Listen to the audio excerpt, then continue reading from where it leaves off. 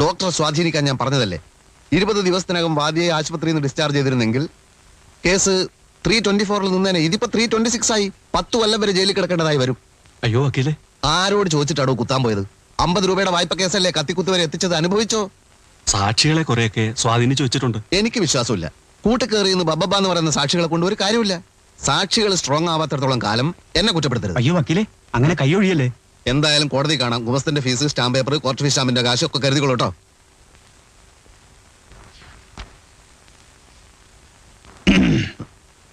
ഇതെവിടേക്കാണ്? തനിച്ചിവിടെ ഇരുന്നിട്ട് എന്ത് ചെയ്യാനാ? ഞാനും വരുന്ന വക്കീലിനോട്.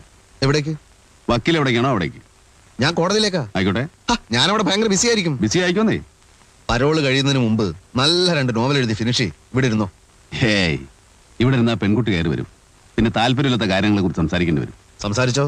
ഒന്നുമില്ലെങ്കിൽ അവളൊരു പെൺകുട്ടിയല്ലേ. മാത്രമല്ല അവള് തന്റെ ഒരു ആരാധിക എല്ലാ നിലയ്ക്കും. എനിക്കൊരു താല്പര്യമില്ല. ഏതായാലും വാതിലടയ്ക്ക്, ഞാനും വരുന്നു.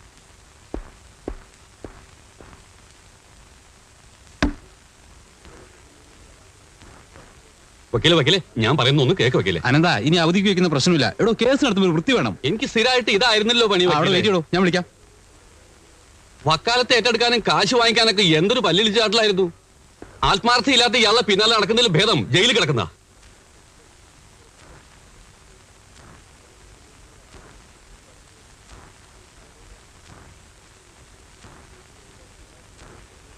എന്തോടത്തം തുറിച്ചു നോക്കണത്? ദേഹോപദ്രവത്തിന് വന്നതാണെങ്കിൽ അത് പറ. എനിക്കിപ്പോ മേലും കീഴും നോക്കാനില്ല. ആളുകൾ വരണു, എന്നെ തല്ലണു, പോണു, അതിന് കേസില്ല. സ്റ്റേഷൻ സൂപ്രണ്ട് ഞാനൊന്ന് തൊട്ടു, അതിന് കേസ്. താനൊരു പണക്കാരനായിരിക്കാം, ഞാനൊരു പാവപ്പെട്ടവൻ. നമ്മൾ ഒരേ കുറ്റം ചെയ്താലും കേസിന്റെ പോക്ക് 2 വഴിക്കായിരിക്കും. എന്താ കേസ്? അപ്പൊ തനിക്കെന്നെ അറിയില്ലേ? സസ്പെൻഷന് ശേഷം ഇക്കണ്ട കാലൊക്കെ ഞാൻ ഈ കോടതി വരാന്തേ തന്നെയല്ലടോ. ആകെ ഉണ്ടായിരുന്ന പശുവിനെ വിറ്റു, ആകെ ഉണ്ടായിരുന്ന വരിക്കപ്ലാവ് വിറ്റു. ഇനി ആകെ ഉള്ളത് ഞാൻ മാത്രം. എന്നെ കൊണ്ട് വയ്യേ. എന്ത് കുറ്റാണ് ഞാൻ ചെയ്തത്? ഡ്യൂട്ടി കഴിഞ്ഞ് ക്വാർട്ടേഴ്സിലേക്ക് പോരുമ്പോ 2-3 ആളുകൾ കൂടി ഒരു ശവം ട്രാക്കിൽ കൊണ്ടിരുന്ന് കണ്ടു. ഞാൻ ഒരു ശുദ്ധനായതുകൊണ്ട് ഒന്നും ആലോചിക്കാതെ ആ വിവരം പോലീസ് എന്ന് പറഞ്ഞു. പിറ്റേന്ന് രാത്രി എന്റെ ക്വാർട്ടേഴ്സിലേക്ക് 4-5 ആൾക്കാർ കയറി വന്നിട്ട്, നീ പോലീസ് എന്ന് വിവരം പറയുവല്ലടാ പട്ടി എന്ന് പറഞ്ഞ് 4 ഭാഗത്ത് നിന്ന് ഇടി. ഇടിയെന്ന് പറഞ്ഞാലോ, കിട്ടേണ്ടത് കിട്ടിയപ്പോ ഈ കാര്യം മനസ്സിലായി. ആരെങ്കിലും ഒരു ശവം റെയിൽവേ ട്രാക്കിൽ കൊണ്ടുവന്നിട്ടാൽ നമ്മൾ കാണരുത്, ഇനി കണ്ടാൽ തന്നെ പോലീസ് എന്ന് പറയരുത്. RK ചിറ്റ് ഫണ്ട് ജീവനക്കാരൻ ജനാർദ്ദന്റെ മരണം ആത്മഹത്യയോ കൊലപാതകമോ എന്ന് പത്രങ്ങൾ. അടി കിട്ടിയതിനു ശേഷം ഞാനൊന്നും മിണ്ടാൻ പോയില്ല. അല്ല, നമ്മൾ ഇതിനു മുമ്പ് കണ്ടിട്ടുണ്ടോ? ജനാർദ്ദനെ ആരാ ട്രാക്കിൽ കൊണ്ടിട്ടത്? ആരെങ്കിലും ആയിക്കോട്ടെ, നമുക്കെന്താ പ്രശ്നം? അതല്ല. ഒരു ദിവസം സൂപ്രണ്ട് എന്നെ വിളിപ്പിച്ചു. അനന്ത, നിന്നെ അന്വേഷണ വിധേയമായി സസ്പെൻഡ് ചെയ്തിരിക്കുന്നു എന്ന് മൂപ്പര്. എന്താ അന്വേഷണമാണ് സാറേ എന്ന് ഞാൻ. നീ ഡ്യൂട്ടി സമയത്ത് മദ്യപിച്ചു എന്നൊരു കംപ്ലൈന്റ് ഉണ്ടെന്ന് മൂപ്പര്. വേറെ എന്തായാലും കുഴപ്പമില്ല, ഇതുവരെ മദ്യം കൈകൊണ്ട് തൊടാത്ത ആളാ ഞാൻ. ആരുടെ കംപ്ലൈന്റ് ആണ് സാറേ എന്ന് ഞാൻ. അത് നീ മേലധികാരികളോട് പോയി ചോദിക്കുകയെന്ന് മൂപ്പര്. പെട്ടെന്നുള്ള ദേഷ്യം കൊണ്ട് സൂപ്രണ്ടിന്റെ മൂക്കടച്ച് ഒന്നാ വെച്ചു കൊടുത്തു. അതിനുശേഷം ഞാൻ ഇവിടെ തന്നെയാ. അടിപിടി കേസ്, കത്തിക്കുത്ത് കേസ്, ബലാത്സംഗ കേസ്, ഇനി എന്റെ തലയിൽ വെക്കാത്ത കേസൊന്നുമില്ല. ഞാൻ ഇത് വല്ലതും അറിഞ്ഞാണോ സാറേ? വക്കീലെ വക്കീലെ വക്കീലെ, ഞാൻ പറഞ്ഞു കേക്ക് വക്കീലെ.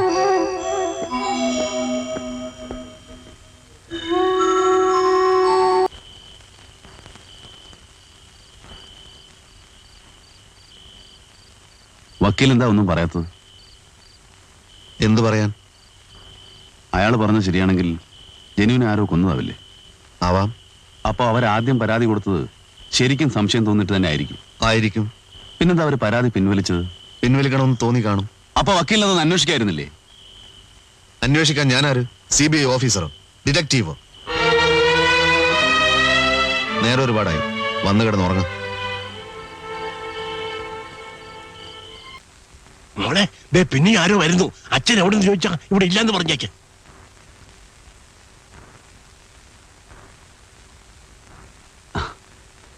എന്താ പറയാം. അതിനു മുമ്പൊരു കാര്യം. ഒരു ശത്രുവിനോടെന്ന പോലെ എന്നോട് പെരുമാറരുത്. ഞാൻ നിങ്ങൾക്കൊരു ദ്രോഹവും ചെയ്യില്ല. നേരിട്ട് പരിചയമില്ലെങ്കിലും ജനു പറഞ്ഞ് നിങ്ങളെയൊക്കെ എനിക്കറിയാം. ആ സ്വാതന്ത്ര്യത്തിൽ ഇങ്ങോട്ട് വന്നത്. കാര്യം എന്താണെന്ന് പറയൂ. ജനു ആത്മഹത്യ ചെയ്തതല്ല എന്ന് പുറത്ത് ചിലരൊക്കെ പറയുന്നത് കേട്ടു. അല്ല, ആത്മഹത്യ ചെയ്തതാണ്. അങ്ങനെ വരുത്തി തീർത്തു എന്നേ ഞാൻ വിശ്വസിക്കുന്നുള്ളൂ. നിങ്ങൾ തന്നെ അന്ന് പരാതിപ്പെട്ടതല്ലേ? അതിനെപ്പറ്റി അന്വേഷിക്കാൻ. അത് ഞങ്ങൾക്കൊരു അബദ്ധം പറ്റിയതാണ്.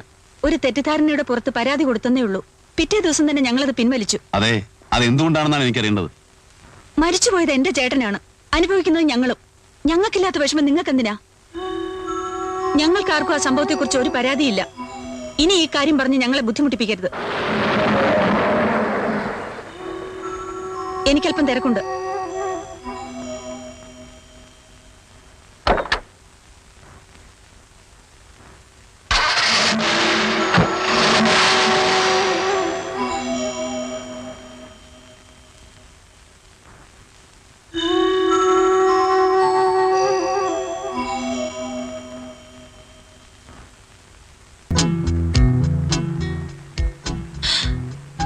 ഞാൻ വിചാരിച്ചത് എന്നെ മനഃപൂർവ്വം അവോയ്ഡ് ചെയ്യണമെന്നാ.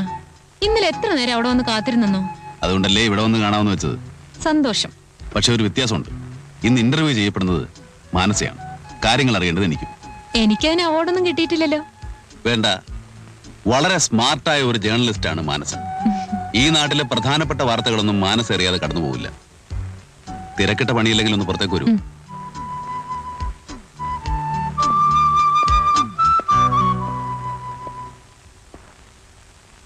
വളച്ചു കെട്ടാതെ കാര്യം പറയാം. എനിക്ക് ഈ ലോകത്ത് ഒരേ ഒരു കൂട്ടുകാരനെ ഉണ്ടായിരുന്നുള്ളൂ, ജനാർദ്ദനൻ. കുറച്ചുനാൾ മുമ്പ് അയാൾ മരിച്ചുപോയി.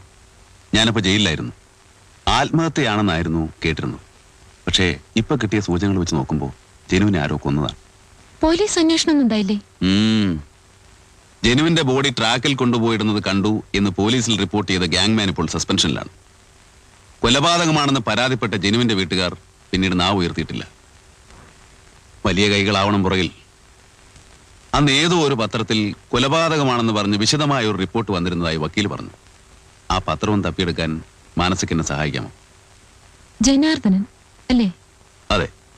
പത്രം ഏതാണെന്ന് നമുക്ക് കണ്ടുപിടിക്കാം.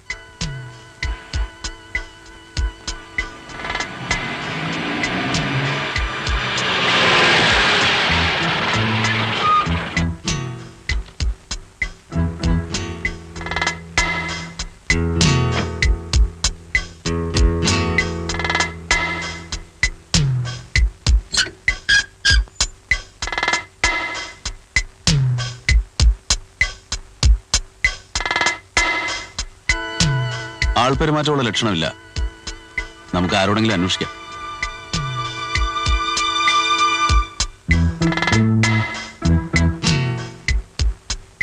ഹലോ, ആ പത്രത്തിന്റെ ആളുകൾ ഇപ്പൊ എവിടെയാ? സക്രിയ സാറല്ലേ? ആ, അങ്ങേര് പ്രസ്സും പത്രമൊക്കെ നിർത്തി പോയല്ലോ. മുമ്പ് ഇവിടെ അടുത്തായിരുന്നു, ഇപ്പൊ കുറച്ച് ദൂരെയാ താമസം. സ്ഥലം ഒന്ന് പറഞ്ഞുതരാം.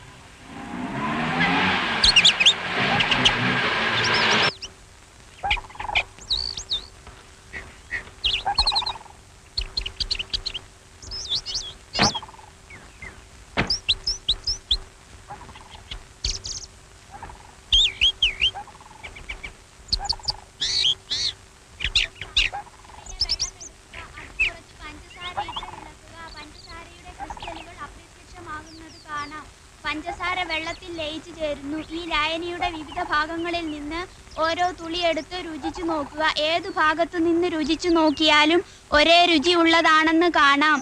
ഈ ലായനി ജോൺ സക്രിയ എവിടുന്നാ? പ്രസ്സിൽ പോയിരുന്നു. കുറെ നാളായിട്ട് അടച്ചിട്ടിരിക്കുകയാണെന്ന് അറിഞ്ഞു. ഒന്ന് നേരിട്ട് കണ്ട് സംസാരിക്കാനാ. എന്റെ പേര് നരേന്ദ്രൻ. ഇത് മാനസ ഒരു ജേർണലിസ്റ്റാ.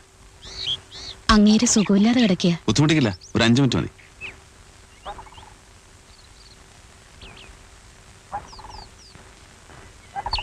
വരൂ. മോനാ കസേരയും എടുത്തോണ്ട് വാ.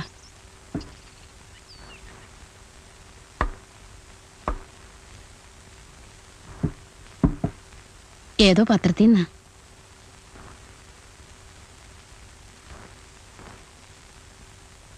എന്തു വേണം? എന്താ അസുഖം? നിങ്ങൾക്ക് എന്തു വേണമെന്നാ ചോദിച്ചത്?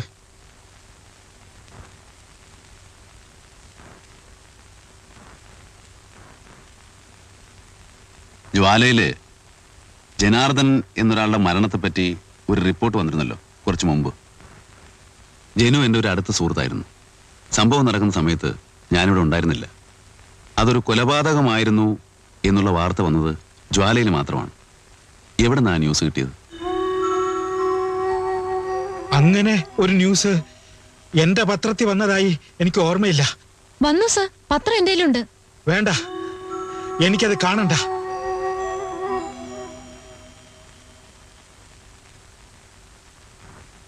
ദയവ് ചെയ്ത് എന്റെ ഭാര്യയെയും കുഞ്ഞിനെയും കൊല്ലിക്കരുത്. സാർ എന്തൊക്കെയാണ് ഈ പറയുന്നത്? ഞങ്ങൾക്ക് വേറെ ഒരു ഉദ്ദേശവും ഇല്ല. സത്യം അറിയാൻ വേണ്ടി മാത്രമാണ്. എനിക്കൊന്നും അറിയില്ലെന്ന് പറഞ്ഞില്ലേ? ആ വാർത്ത ഇട്ടതിന്റെ പേരില്ല ഇപ്പൊ ഈ കിടക്കുന്നത്. പ്രസ് തല്ലി പൊളിച്ചു. ഈ മനുഷ്യനെ എണീക്കാൻ വയ്യണ്ടാക്കി. ഞങ്ങളുടെ മോനെ ഓർത്തിട്ട ആത്മഹത്യ ചെയ്യാതിരിക്കുന്നത്. മേരി, ആരാ ഇതൊക്കെ ചെയ്തത്? നിങ്ങളുടെ കൂട്ടുകാരനെ ആരാ കൊന്നത്? അവരൊക്കെ തന്നെ. പണവും സ്വാധീനം ഉണ്ടെങ്കിൽ ഇവിടെ ആർക്കും എന്തു ആവാമല്ലോ.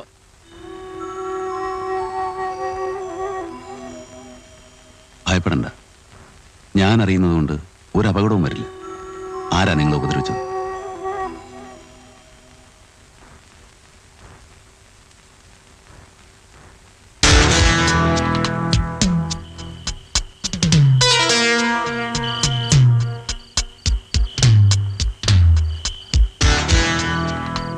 ജനാർദ്ദനെ കൊന്നത് ഞങ്ങളാണ്. അവനെ മാത്രമല്ല, ഞങ്ങൾക്ക് മാർഗതടസ്സം സൃഷ്ടിക്കുന്നവൻ ആരായാലും അനുഭവം അതായിരിക്കും. പക്ഷെ തന്റെ പത്രത്തിൽ കൂടുള്ള പബ്ലിസിറ്റി ഞങ്ങൾക്ക് വേണ്ട.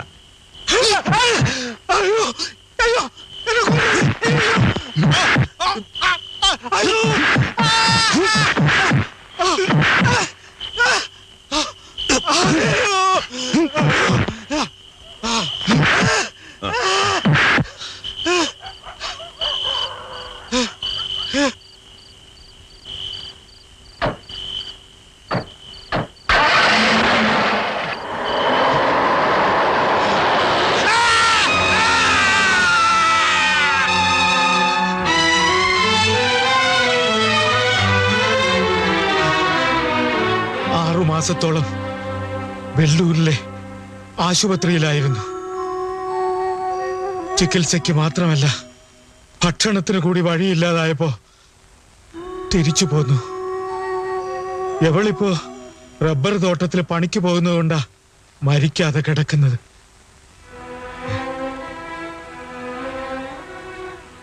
പിന്നെ വരാം.